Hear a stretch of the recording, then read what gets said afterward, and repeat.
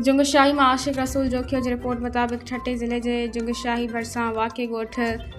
मालेमाड़ी में world bank की सहकार से तामीर करायल डैम उन से लाॻापियल कमरा सख्त बेध्यानी सबब ज़बून हाली जो शिकार बणिजी विया आहिनि। मक़ामी माण्हुनि मूजिब डैम की सालन खां सफ़ाई न थियण सबब उन जी कारकर्दगी तक़रीबन ख़त्म थी चुकी है, जॾहिं त कमरा भी टुटी फुटी ख़तरनाक हालत अख्तियार करे विया आहिनि।